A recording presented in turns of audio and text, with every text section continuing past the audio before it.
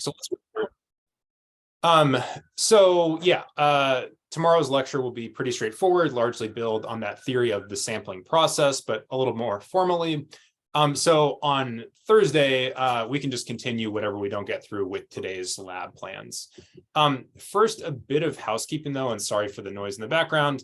So I wanted to check in questions, comments, concerns generally about anything. I wanted to mention that lecture 4 will be short. I know Mondays was a little bit dense. Your discussion board posts are up now and in the correct place. As I was mentioning to some people that showed up early, these are really just intended as kind of free points. As you can see, I ask very specific questions, so you don't have to rack your brain too hard. You can just answer the question. I originally said 500 words as a word limit. I'm going to knock that down to 250 words. So the one post that's already up, which is Renthouse, is actually 8 words longer than that. So his is a relatively long answer. That's not his fault. I just decided to change that because I found that a lot of times people, even when I say things like a word count is really not meant, or a word limit is really not something you have to achieve. I know for understandable reasons, people often want to write about that many words, and I really don't want you all the trouble to write 500 words. So shoot for fewer than 250 words. The question for Thursday is going to, what already does exist, and it pertains to the content from Wednesday, which obviously isn't posted yet, but again, it'll be pretty straightforward. I'm just asking you to basically watch that video. There's a kind of a fun surprise about the sampling process and its distribution that you may have already noticed, but I didn't really comment much on it in Monday's lecture. And I just want you to characterize that in your own words. I wanted to briefly check in. It sounds like maybe some people had trouble with quiz access. There's an issue where the course used to be organized in modules, which I thought were kind of overly complicated, but I didn't delete the modules. They're just hidden. And I just need to be a little bit more careful in how I publish things. Did people have access to both quizzes starting from Thursday, or was that not possible for people? Is that a no from at least some people? Mine showed up on Sunday morning. On Sunday morning. Okay, I'm really sorry about that. I will reopen these and give everyone a third try just to account for that. And if you didn't have time to submit, you can submit. So I'm very sorry about that. The modules thing is a little complicated. In general, there should be fewer hiccups of this sort going forward. I'm relatively talented at programming and doing computer stuff, but Canvas is about as bad a software as you could ask for this sort of thing. And this is just one of those weird hiccups that is not maybe intuitive, but I do take responsibility for that, and we'll reduce those issues in the future. So thanks everyone for your patience. Okay, but yeah, other questions, comments, or concerns. So I'll give you a third try on those quizzes just to account for that. And then if you didn't get time to take it because of when it was up, you can take it this week. I'll give you another week on that. So just do it by the time the next ones are due. Other general questions, comments, concerns? Now, we had a bit of restructuring of the groups since we had one person leave and we have a small class, but I just randomly assigned those 2 of you so you don't have a super small group. Let me know if that becomes a problem. How's everyone doing? We often have kind of, formal discussions here discussing some high-level theories. So are people enjoying their summer? Did anyone do anything fun this week or weekend? Yeah, during the weekend, I saw the rainbow cause during the weekend. Yeah, that day I just go out with my friends and there's really heavy raining outside. So I go to the coffee shop. Okay. And after we finish coffee, I see there are a double rainbow in the sky. It's not only one beautiful. there. Okay. Yeah, that's 2 of there. So that's really surprised me for sure. It is really special. Yeah, I don't know much about the physics of that, but I do know that's pretty rare. Well, that's good. Double rainbow. Other folks, what'd you get up to? Anything you want to share? We I went to Summer Smash. What is Summer Snatch? It's a music festival in Chicago. It's like a hip hop festival. It's pretty cool. Cool. Good for you. That sounds great. Yeah, I wish I knew relatively more about hip hop, but my knowledge is pretty superficial, but it sounds like it was a good time. Where is it in Chicago, or like what venue? It's probably not a venue. They had it this year at the SeatGeek Stadium. So it was like on those grounds, but usually it's in Humboldt Park. Okay, gotcha. Yeah, I used to live relatively close to Humboldt Park. Cool. Other folks? I think Yos, you were saying something. Yeah, no, we went to Rocky Mountain National Park and oh, very cool. hot springs and things. That was nice. Okay, awesome.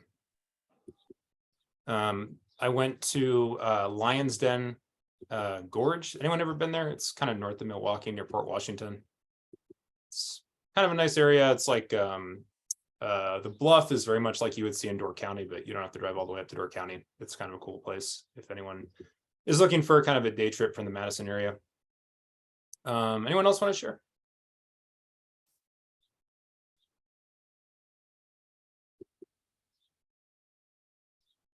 Okay, well, let's dive into the content. We do have a fair amount to cover, but like I said, there won't really be much. Sampling is a little bit hard to turn into a lab, and I think we'll have more than enough today to get through, to take up a couple of labs.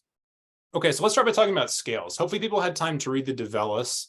It's a really great book. We won't read the more mathematical portions of the book, but I'll use that kind of as a basis for my own notes that will cover a lot of the same material. So Develis spends a lot of time talking about scales. So what are scales and why do we use them? And we do in fact need to use them in our group projects. So in social research, we often want to capture latent variables, which are things we want to observe but cannot directly. Here are some examples. These are pretty general, but I'm going to turn it over to you all to give me some specific ones. So these would include things like beliefs, because people's own asserted views are often not fully reliable. So for example, you might think that if you want to assess someone's political ideology, you should just ask them what they think, but this turns out to be a bad idea sometimes. Or people's dispositions. And sometimes people are not fully aware of their dispositions. Disposition means something like your general attitude towards something that may not be the same thing as a formal belief. It might be something that's kind of hard to turn into a set of stated views, but it's something that, is just the way you relate to something. Can anyone think of any beliefs or dispositions that you might be interested in for your project, especially something that maybe wouldn't be easy to ask a single direct question about?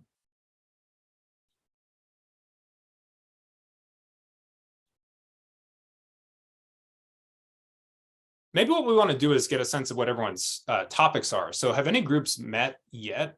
And if so, what were your topics?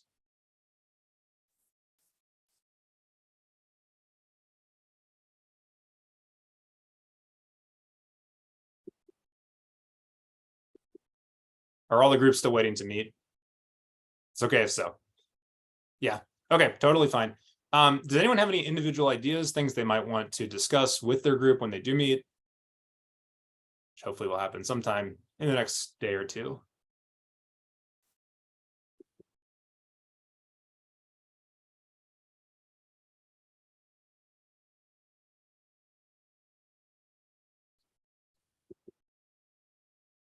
Okay, I'm going to call on some folks. I do reserve the right to do this. We'll just get the discussion going. Let's hear. Hey, can I just jump in with an Please. idea?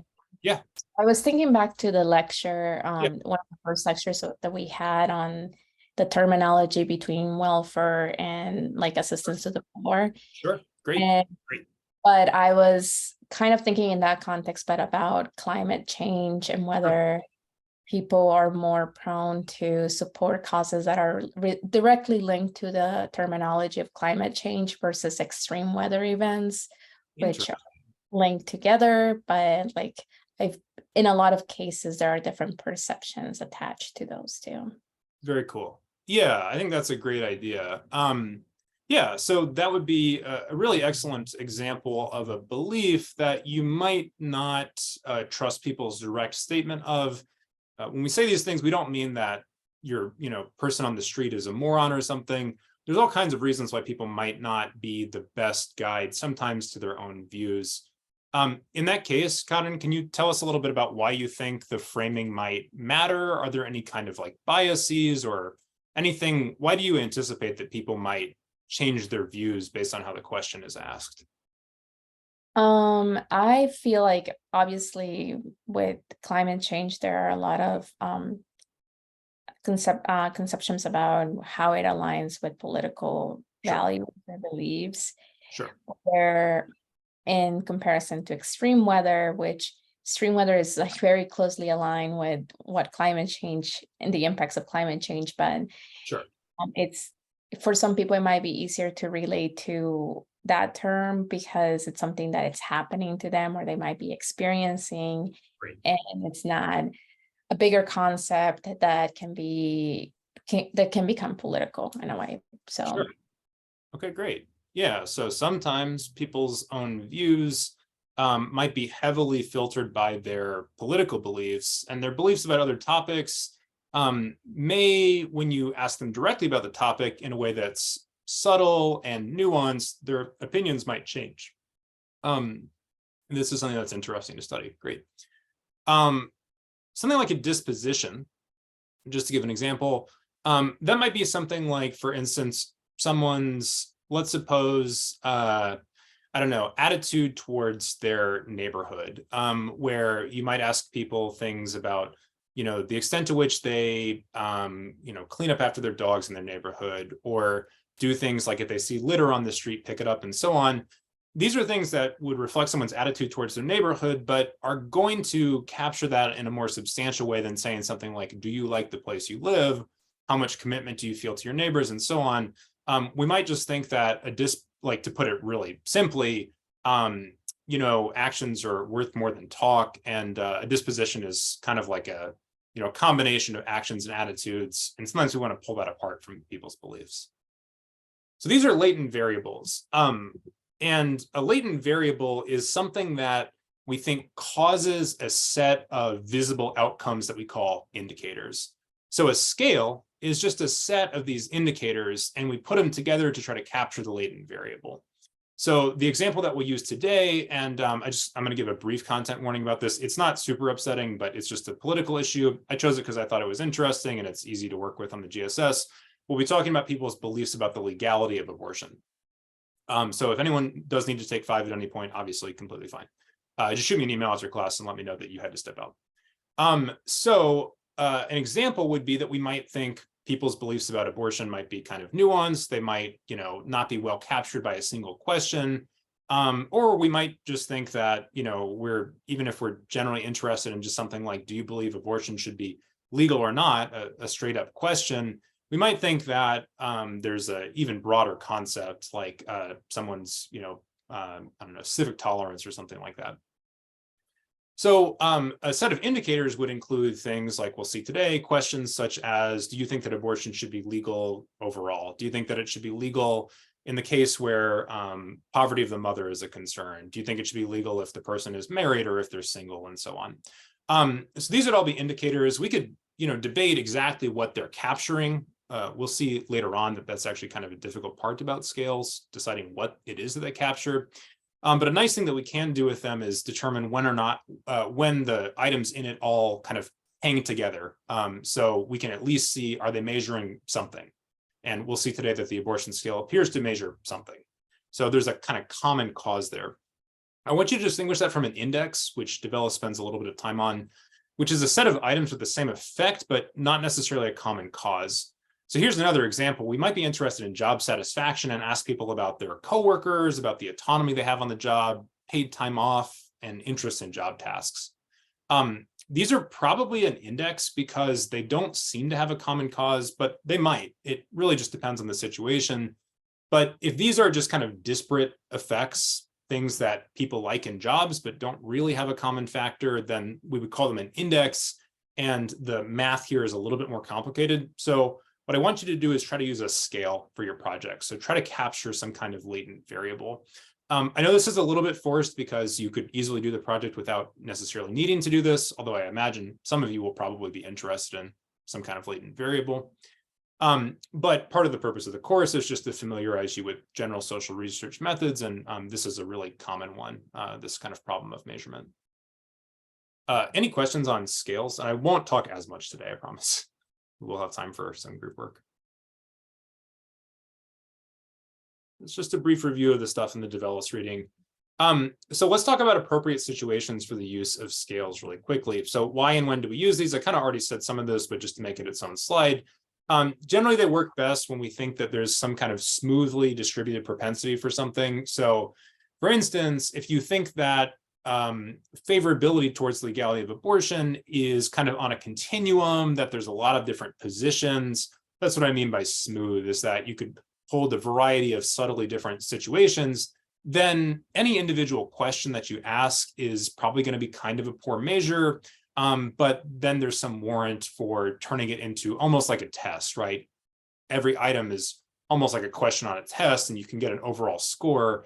A convenient way to think about scales, incidentally, is a scale is useful for the same reason that a test in school might be useful, as opposed to asking students just a single question, right? There's a certain amount of guessing. Also, sometimes people just make a mistake on one question, and they just have bad luck on that question. So the idea is we get more reliable results when we take a lot of questions that measure the same thing. So this is another way to think about it too. Those individual items will understate variability in responses.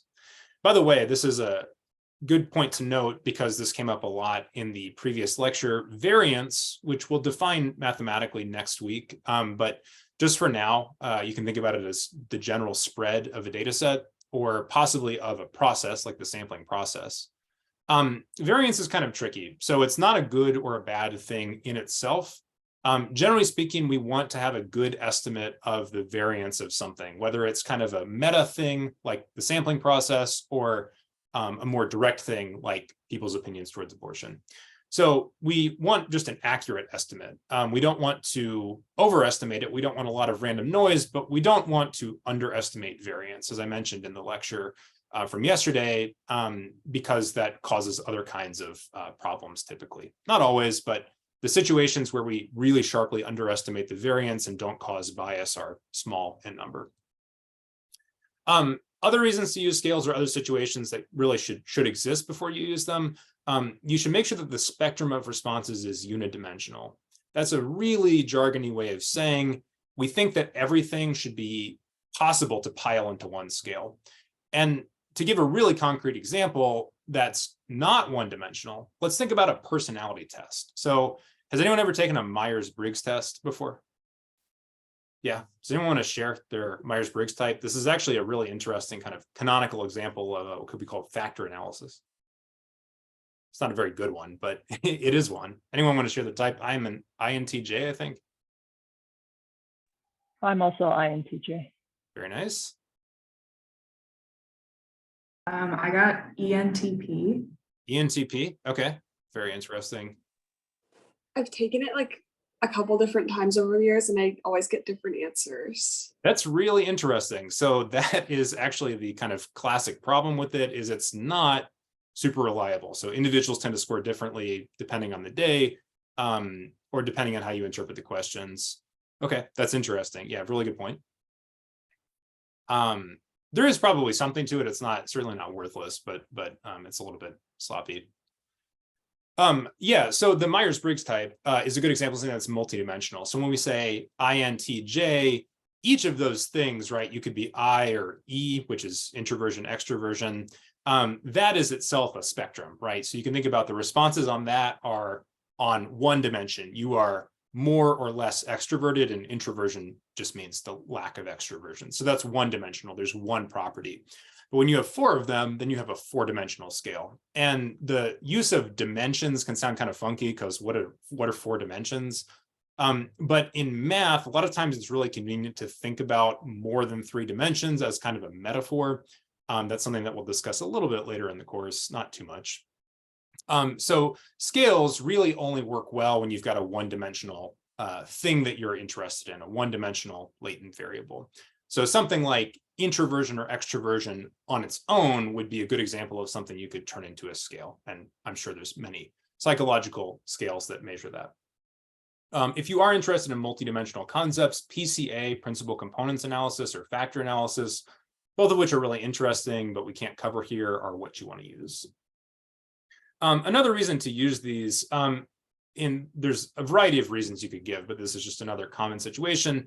Anytime people can't easily determine their overall feeling, so as DeVellis puts it, when respondents have to really think about the answer, whether it's because of the social bias associated with the response, like people might be scared to share their opinion, or they might be ashamed of it in some way, like let's say you're asking about drug abuse, for instance. That's a kind of common situation.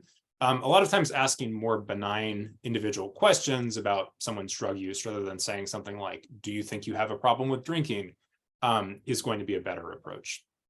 So those are situations in which you would want to use a scale. Any questions about this sort of material?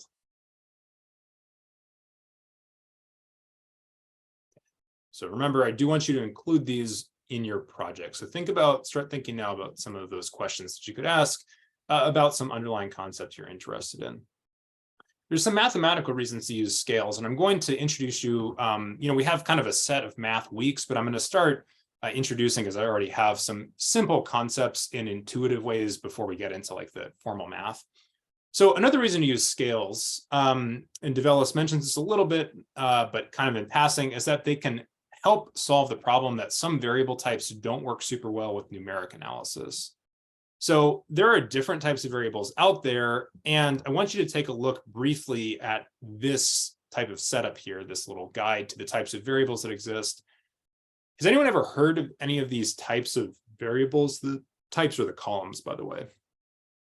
Anyone ever seen anything like this? Or ever just heard of the distinction between the qualitative and quantitative variables? Maybe that's a little more familiar. Kind of. Sorry, let me scroll through the tile here. I took a social statistics class, and I had to, like, throughout the entire class, throughout the entire semester, I had to keep going back to definitions of the variables because it doesn't stick. It can be very challenging. Yeah. That's a good, it's a good point. Yeah, because I'm sure you were, a talented student in the course, and it was still challenging for you. So yeah, let's talk about what these things are briefly. Again, this will become more important later, and it's not super essential to our course. But basically, you can think about the types of variables that exist as being kind of on a scale of how quantitative they are. Let's start with, on the next slide here, the first type of variable on the left, which is called a nominal variable. These are what are also called unordered categorical variables or purely qualitative variables. So these are variables where any number that we assign to an outcome is just added for the sake of convenience. It doesn't have any intrinsic meaning. And it turns out a lot of sociological variables are nominal variables. By the way, in case it helps to know, the name nominal actually literally comes from the Latin word for name. And it means that the outcomes of the variable are just names, meaning that they're not really numbers. Can anyone think of anything that would fit this category? It's not super obscure, like probably a lot of sociological variables you've learned about. And by the way, a variable just means a property that differs among individuals. A lot of variables that you probably know about and care about are nominal. Can anyone think of anything that sounds like this? So, situation where numbers for the outcomes would be at best kind of arbitrary. Let me give one example. So one example would be religion. So if you ask people their religion, for a variety of purposes, it's useful sometimes to assign the religions that you come up with a number, partly just to make it easier to record responses, and computer programs often want those numbers in there, even if you shouldn't do any numeric analysis with them. But the numbers are essentially meaningless. Can anyone think of any other variables like that where you could give the outcomes a number, but it wouldn't really mean anything? Sexual orientation? Sure. Yeah, that's a great example. Sexual orientation would be a classic nominal variable. Let me add another property. This is kind of Gender? Oh, go ahead. I say gender. Gender would be a great Like the example. male. Yeah, great. Yeah. Very good. Yep. Classic nominal variable. Yep. Race also. We could think about, depending on the possible responses, someone's marital status. When I say depending on the responses, I'm kind of, this is what I was about to say, jumping the gun a little bit to ordinal variables. We also have variables where the outcomes aren't really numeric, but you could order them in some way. So I'll use marital status as an example of that. If you're just asking people whether they're married or divorced or widowed or single, which are usually the typical responses, you could maybe argue that those could be rank ordered as like a index of how married someone is. It's kind of silly, but you can think about married as the most married, and then widowed as maybe second because there was no intention to end the marriage. maybe divorced as next, and then maybe single as the last. That's kind of debatable. There's some better examples of ordinal variables though. So can anyone come up with any examples where the outcomes can be ranked, but you still really can't say that there's, let's say, a equal space between the values? So something where, for instance, like we might think, let me give another example. Let's say, the liquor item that we have seen a lot throughout this course already. So something like asking someone whether they strongly agree, are neutral, disagree, or strongly disagree. There's not really equal spacing between all those items. So the gap between strongly agree and agree, it's not clear that that's the same as the gap between agree and neutral, right? We could represent those as the numbers 1 through 5, but whether or not those are actually identically sized amounts of feeling, if you like, is kind of unclear. Can anyone think of any other ordinal examples? So cases where you could rank the statuses, but they're not equally far apart.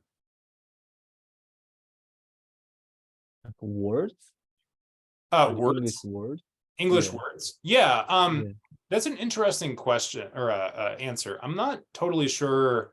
It would depend on, maybe you could think about like if people are rating how offensive a word is, or how not interesting. What else would you think about words? How evocative a word is, then yeah, those would be ordinal variables, because you couldn't easily rank the outcomes, or sorry, you could easily rank the outcomes, but you couldn't easily assign them numbers.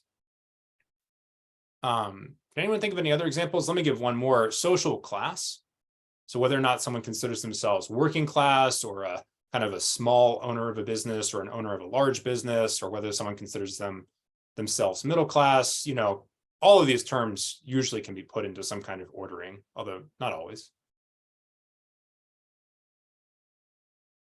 This is kind of like a really far out there Go for it. example maybe, but like when the government was doing redlining, like Sure. red and yellow might not be the same distance between than like yellow and green, if that makes sense, like the 3 categories.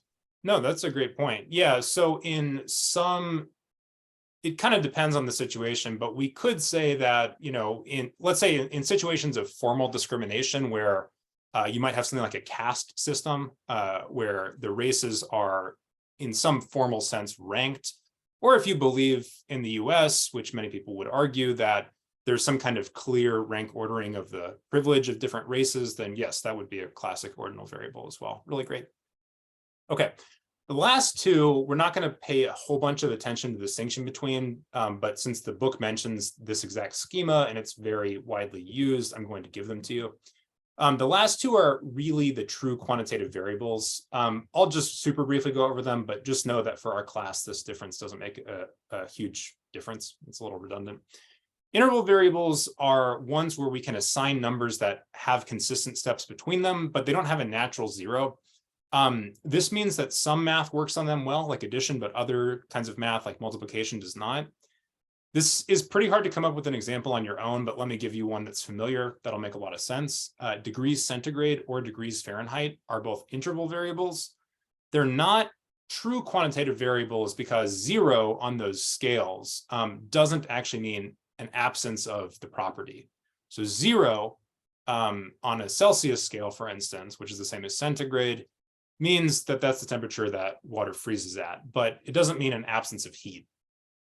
So there's this interesting fact that if you go from 10 to 20 degrees Celsius or 20 to 30 degrees Celsius, well, let's say if you go from 10 to 20. So in theory, that's a doubling of the temperature, but it's not actually a doubling of the heat. And if anyone's familiar with, say, degrees Celsius or degrees Fahrenheit for that matter, if you go from 50 degrees Fahrenheit to 100, it's not actually a doubling of the heat activity. Kind of a fun bit of trivia. Is there a temperature scale that does have a natural 0 as we transition to ratio numbers or ratio variables? Can anyone name that temperature scale? A little bit of high school science trivia. I'm just going to guess at Kelvin. It is Kelvin. Very good. Yeah, so we do have some scales where 0 actually does mean an absence of a property, and math works best on that type of variable. Kelvin is a good example. Well, let's pick some sociological examples. So these would be things like income and education, where 0 actually does mean an absence of the property in question. So these tend to be self-measuring, and we don't really need to worry too much about measurement with this sort of thing, as DeVellis points out. We do need to worry about the distinction between discrete and continuous variables, but that's something that we'll come back to in a future lecture. So that's one further distinction, and that exists for ratio variables. Cool. So here's the key takeaway. We'll talk more about variable types later, but basically we often want to include nominal or ordinal variables in our analysis. We can use them without needing to turn them into a scale. We can use race, class, and gender in our mathematical analyses. I'll say more about that later. But for certain operations, like taking a correlation coefficient, for instance, or putting them into a regression analysis, they're not as tractable mathematically. So it turns out that if you can make nominal ordinal variables into a set of binary variables, the math works better. So for example, if you have like 8 possible opinions on the legality of abortion, so you could support it in case 1 or cases 1 and 2 or 1 and 3, etc. It's better to combine them into, I didn't enumerate all the cases, but it turns out to be better to combine them into a set of binary variables, and we can do things like check and see how well the scale hangs together, how much it seems to represent something coherent. And that works better than having one question that has those 8 options. That might seem a little bit like arbitrary, but we'll learn more about that later. So that's kind of all I have to say about scales for the most part. They have certain good mathematical properties, but they also just do well at capturing concepts that might be hard to ask people direct questions about. Do people have any questions about scales before we move on a little bit?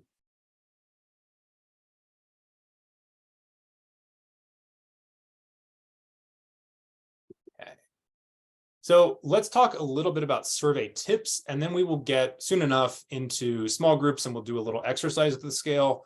I'll just pick random small groups today so we can get to know some new people. And then either today, I'm just going to check the time, or on Thursday, most likely, we'll have some time for group work as well. So I'm going to go over some survey tips. These are kind of extracted from the DeVellis reading, but I added in a few things. Some of them I'll go over relatively quickly because they're quite intuitive, and these will just be here kind of as a reference.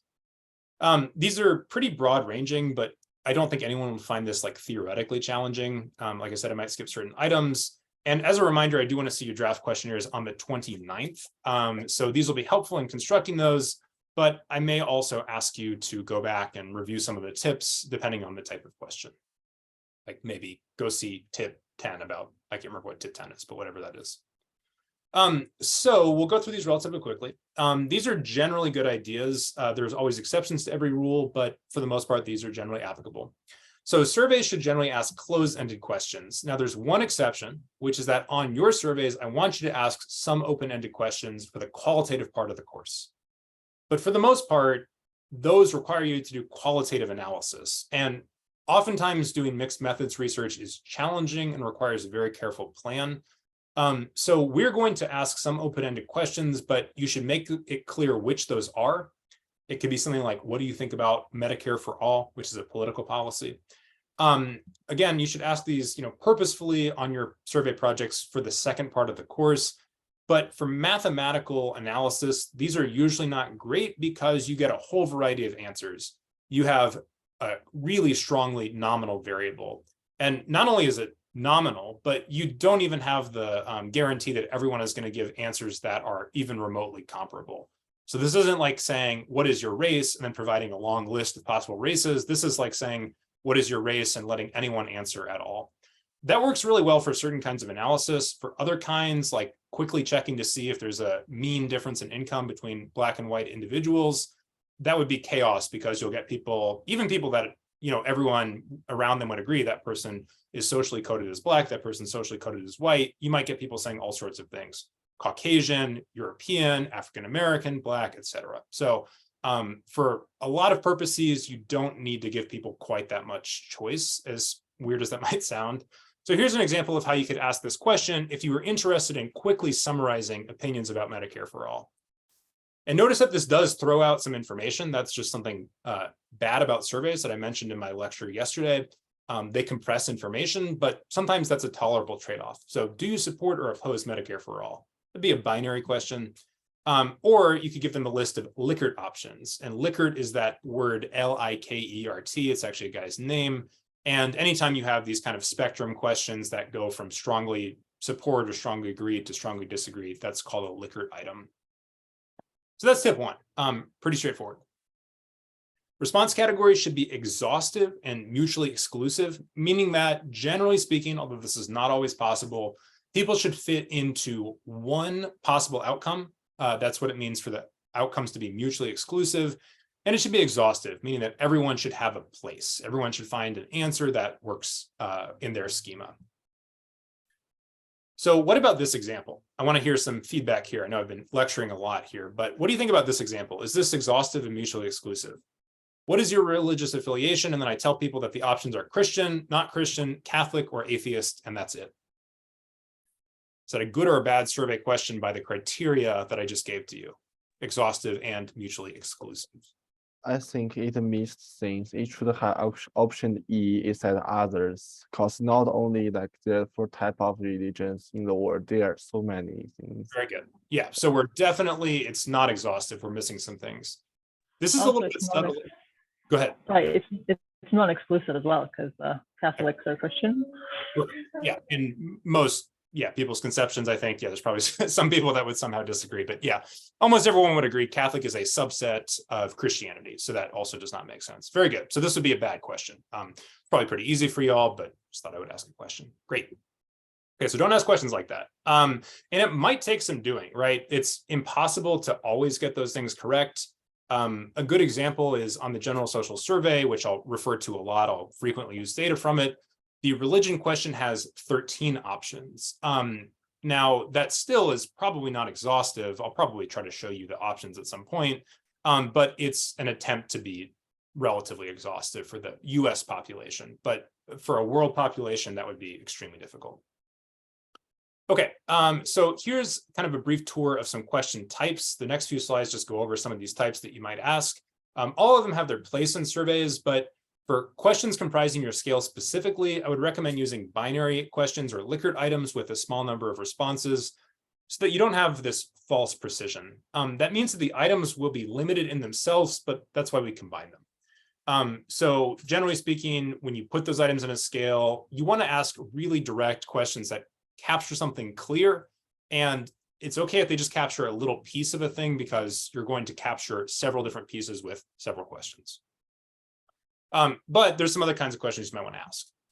First, you could ask what are called direct questions. So these are ones where you're maybe asking people broadly about their events and behaviors, individual preferences, and so on. Also, sometimes you might want to know whether or not people are informed about a particular issue. And what this looks like would be things like this. If we reran the 2020 presidential election, for whom would you vote? You can give that as a free response question, but a lot of times it's good to limit it so that people give comparable responses. So you could say Biden, Trump, other, or wouldn't vote. Now, categories like other or don't know, which you could put in there as well, are typically unsatisfying. So you want to reduce the use of these. I do often find in teaching classes like this that people, probably because it's easier, tend to include a lot of things like don't know, other, not applicable, I don't care about the issue. And you don't want to give people a ton of opportunities to not answer the question. It can sometimes feed into social desirability bias, which is a general term that basically means people sometimes avoid saying things about controversial topics. We've already seen an example of that with that welfare issue, which I forgot was mentioned in Salganik's text, but it's a really shocking finding, I think. So we'll refer to that often. That's a really good example. Another example would be if you're maybe doing a survey about people's knowledge of the judicial process or how much they care about it, you could just ask someone directly, who is the Chief Justice of the Supreme Court? And then you could give them this set of options. Here, don't know is probably a little bit better, because you might actually, like, that's a meaningful response here, because you might be curious whether they simply have no idea or not. But other times you may want to not give them that option. On most surveys, by the way, people can like manually skip items. So you're not like attacking someone by not giving them an out. People will just leave it blank. So if you need to, just force them to leave it blank if they really don't want to answer. Okay, other types, you could have agree or disagree statements. We've already seen these before. Generally speaking, you can use these, for binary options or for more options than that. But pretty much what you do here is write down a statement that, as Develos points out, should usually be worded in a way that's a little provocative, and then give people a set of responses to that.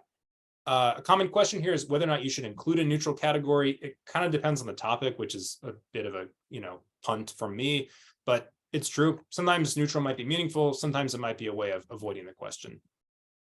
Beware of acquiescence bias. So let's also make this a little more participatory. This was discussed in the reading. What is acquiescence bias? What does that mean?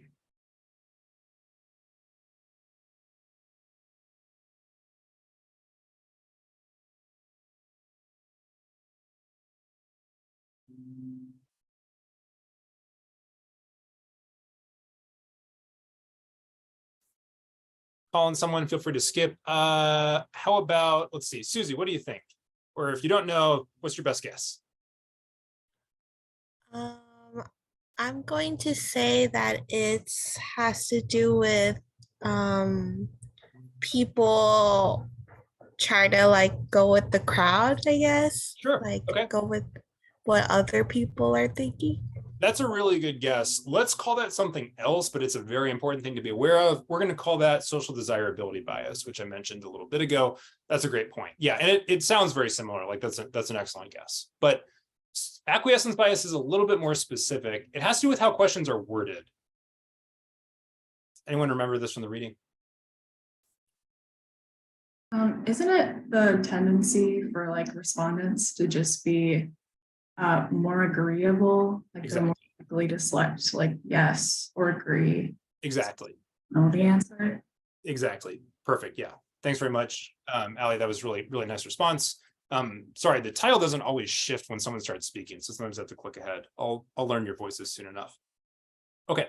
So yeah, acquiescence bias basically means when you ask a question in a positive way, meaning like, do you support such and such?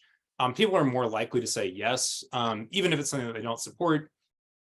And conversely, even if they do support a policy, like let's say, what would be, well, I have some examples here. I'm not going to come up with one off the top of my head. But something like this. So men have it too easy in this world. People just generally are going to say something like yes, if they feel uncertain.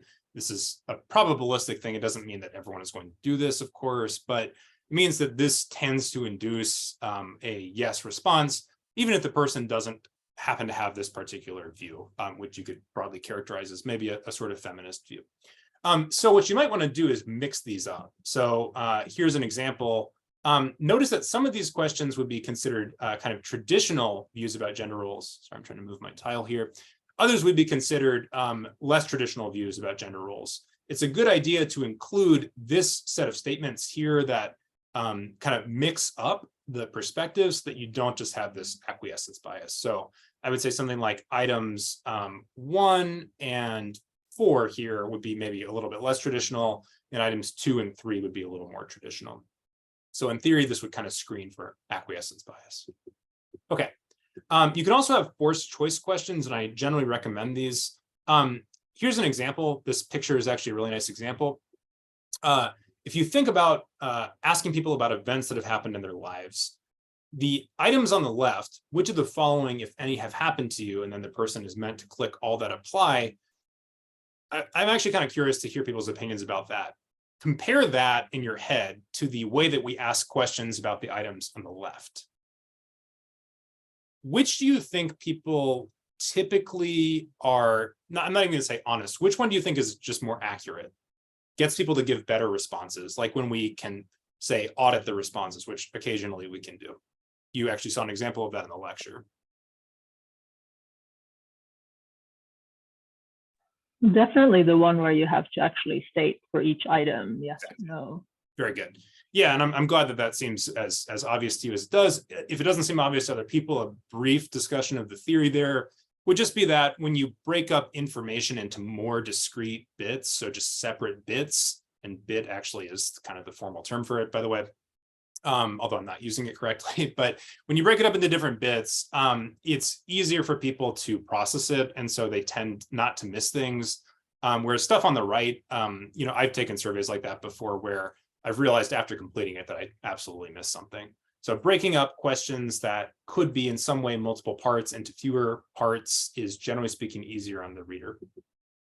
So we call the items on the left forced choice questions, meaning that someone has to actually verify whether or not something happened. Another way to think about this is that the questions on the right don't require you to positively say that something did not happen to you, whereas the questions on the left do, which maybe gets you to think about it a little bit more. Finally, we've got these rating items. These are those kind of feeling thermometer things. These can be really similar to Likert items, but in some ways of asking people questions, you can actually put up visible indicators like literal thermometers, which Develis mentions a little bit. These can be helpful, but there's also the problem that they're not very precise. Okay, a couple more tips. I think I want to mention some of these just very briefly so that we can do something a little more participatory. There's about 12 tips. I think for most of these, I'm going to say, since they were covered in the reading for the most part, and otherwise they're quite intuitive, I think, I'll just kind of give a brief description. So you want to decide on a level of measurement. What that means is that you should think about how much precision you want from respondents. Predictably, probably, it's best to ask for as much information as you can get without being tedious. You can always reduce the information later, but you can't typically go back and get more information without re-interviewing. Here's a concrete example that's pretty straightforward. If you ask people about their level of education, you may want to ask them about the number of years they've gotten and the degree that they've gotten. A lot of times people only ask about one or the other, and then they can't infer from that information what someone's full educational picture is. So you might as well just ask them all.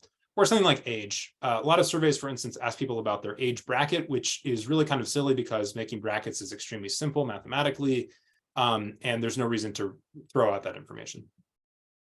Make sure your questions are clear. This is pretty straightforward, but the devil's in the details. So even something simple like what was your income last year, an example I gave in yesterday's lecture, can be kind of complicated. You can think about all these complicated issues. So is it individual or household? Is it rounded? Does it include taxes and so on? And there's a whole lot of other examples here. If necessary, you can provide brief definitions of terms. So this is just an example I pulled from the GSS. It asks about close friends, and it turns out what people interpret by close friends varies. It's maybe surprising at first, but then when you think about it, it's really not very surprising at all. So define your terms if you need to. Avoid double-barreled questions. Does anyone remember from the reading what this is? Double-barreled questions?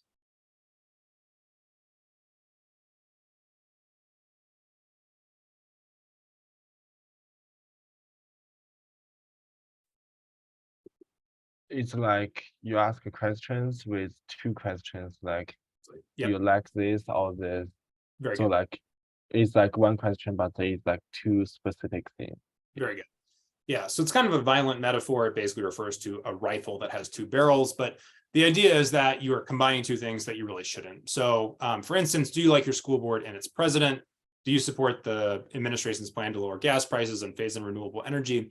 As you can tell from these questions, they're kind of, I chose some kind of political examples, but this is a pretty common tactic in really biased surveys. So ones that polling firms ask that maybe have a particular bias for or against someone. It's a good way to get people to respond to things that are, force people into a particular response. You can use filter questions to stay relevant. Basically, filter questions are ones which say, if you don't fit certain criteria, don't answer the next set of questions, and you can just make it so that the questions don't appear for them, depending on your survey form. For the sake of our class, this can get a little bit tricky in the back end. So I would just say, in general, for this project, try not to study a super specific population. And again, population just means the total group of people whom you're interested in. So these are, kind of useful to use generally, but for our class, I would say, try to make it so that you're not dropping a lot of people from the responses or throwing out a lot of possible responses. Avoid excessive negatives. What this means is basically when you've got double negation. Now, in some languages, double negation is very common and it doesn't pose a problem. In English, it's considered ungrammatical, which is kind of stupid and arbitrary, but it's something that in formal written English we avoid. So for some example, something like, do you oppose the ban on plastic straws? In English, the way we speak, that causes people to typically have to stop and think a little bit. Again, this isn't universal, so in other languages that might be completely fine. But in English, avoid this sort of thing. Better would be, do you support a ban on plastic straws? Here's another example as well. Avoid leading or loaded questions. So don't remind people that a policy is favored by a particular group. Even if you're not taking a side, try not to use alarmist terms. So to use the climate change example from before, a word like climate catastrophe, for instance, would be a term that maybe isn't directly political. And Karen, you weren't saying that, but I'm just thinking of an example, would be one to avoid in that scenario. And generally speaking, you don't want to ask questions that implicitly force a respondent to identify a certain way. There's a classic example. I remember this being very funny when my dad first told me. It's almost like a joke. If you say something like, for how long have you been recovering from alcoholism? It's a question that even if you say 0 days, right? The joke is sort of that implies that you're an active alcoholic. There's no way to answer this question that without being really tedious, where you indicate that you're not actually an alcoholic. So this would be a type of example to avoid asking, unless you're, talking to people that you happen to know are alcoholics. But that's not one that, again, for the sake of this class, I would avoid something that specific. Okay, just a couple more. Give framings for time periods. So if you need to ask something like about crime and deviance, you may want to ask people specific things like, how many speeding tickets have you gotten this year? For most people, it's an unusual occurrence, so they'll remember a little more clearly. But this depends on the type of question. So if you say something like, how many days of poor mental health have you had this year? You're probably going to miss respondents who have had a few but aren't depressed. But you can go the opposite direction too, right? Asking people, how many have you had in a week, might also exclude people. So you want to toggle this to be appropriate to the question. Finally, avoid social desirability bias, as we've mentioned before. One way to do that that's maybe not obvious is you can ask questions that have a context that lets people know they're not alone.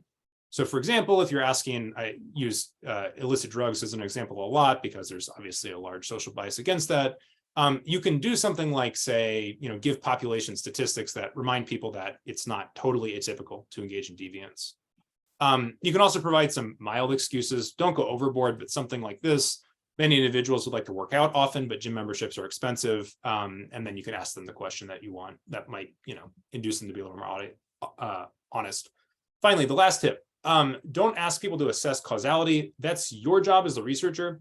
And it can also, again, cause some social desirability bias or clouded judgment. So to use this illicit drug running example, if you ask someone something like, do your drinking habits inhibit your academic performance? You may suspect that, and people might even be willing to admit that they have a drinking problem or have bad academic performance, but they may still not want to draw a connection between the two.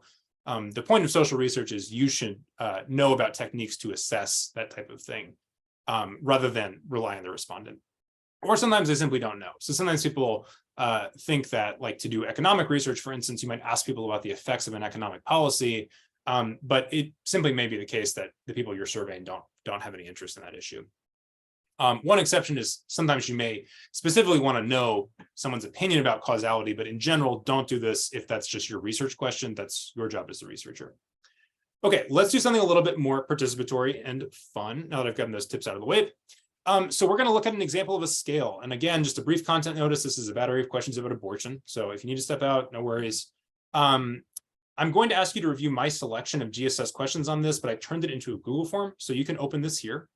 This is what this looks like. You can see that there are 4 questions here. I think they should be randomized, but maybe they aren't in order, I mean. And this is an example of one of the types of questions we saw. The GSS provides this general statement, and it actually applies to several questions. So we say, please tell me whether or not you think it should be possible for a pregnant woman to obtain a legal abortion if this, I don't know why this is here. I think I just accidentally included a blank answer, but you can click yes or no to these options. This is entirely anonymous. You don't even need to do it if you don't want to, but you can see what it's like to take this.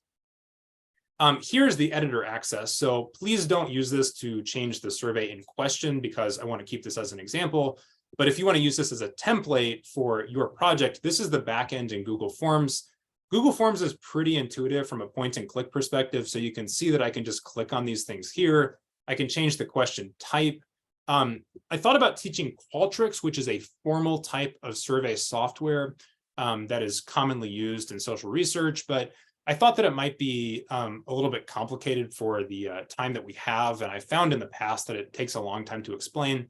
It's a little bit better than Google Forms, but for our purposes, not that different. So I'll let you all play around with this. You can certainly ask me questions about this if you want, but I think it's fairly intuitive. So feel free to ask me questions. It looks like someone did edit it. Try to avoid editing it, or that might have been me. If you want to use this as a template, what you can do is make a copy of it, which I think you can do right here. Yeah, make a copy, and then you can call it like whatever you want and save it to your own drive. And you can share it with your classmates as well. So I would do something like that.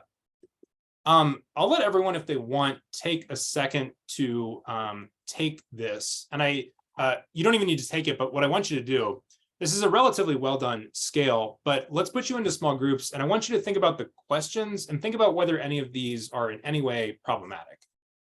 So I know it's belated, but we'll have a lot of time for group work on Thursday then. I won't add any additional content to the lab. So let's get into breakout rooms. Take a look at these questions and think about, do you have any critiques of them? Also, what do you think it is that they're measuring? So one thing that's kind of interesting about scales is even when the items mathematically hang together, meaning they have something in common, I'll make that more specific later, it's not always clear what it is they're pointing to. So they might be what we say reliable, meaning that they have something in common, they're coherent, but whether or not they capture a given concept might be under dispute. So let's get into those breakout rooms and think about, what is this actually capturing? And do you have any criticisms or critiques, merge those two words, of the questions? Would you ask anything differently? Let's take about 5 minutes. And again, you don't need to take this necessarily if you don't want, but you can just look at it and take a gander at how these are typically presented. So I'll get in these groups. Let's do 3, and I'll just assign them automatically and circle around.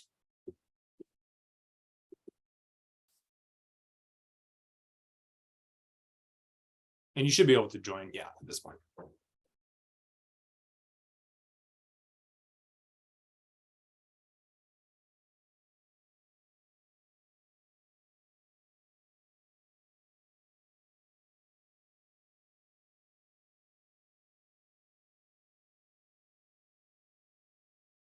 Hey, Renta, I think you're in room 1 if you want to go there.